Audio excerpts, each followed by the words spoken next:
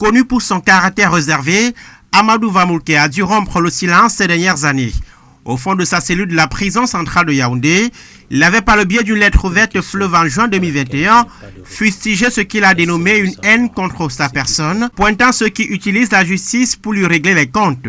Rien n'y fait. En décembre 2022, l'ancien directeur général de la CRTV prend 12 ans de prison dans l'un des volets de son procès. Le verdict de ce 28 août ajoute 20 ans à la peine de cet ancien haut cadre public. Un dénouement au terme de 8 ans de procès et 178 renvois devant le tribunal. De l'inédit dans l'histoire judiciaire du Cameroun et un déni de justice, commente Maître Alice Com, membre du pool des avocats de Vamoulke. Je ne sais pas pourquoi on a jeté le dévolu sur lui, afin qu'il figure absolument sur la triste liste des détourneurs de fonds publics. L'état de santé de Amadou Vamoulke s'est dégradé au fil de son procès, nécessitant une évacuation sanitaire d'après les rapports médicaux fournis au tribunal criminel spécial par les avocats de l'ancien patron de l'Office de radio et télévision publique nationale. Sur la base de ces éléments et des contre-arguments mis en avant par les avocats, Reporters sans frontières et le groupe de travail des Nations Unies sur la détention arbitraire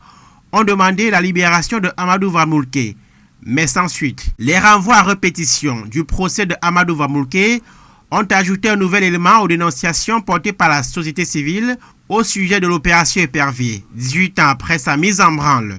D'aucuns parlent d'une opération à tête chercheuse et demandent sa réforme. La condamnation de M. Vamoulke intervient dans un contexte ambigu, dans un contexte qui est marqué par la violation par le Cameroun de ses engagements en matière de protection des droits humains.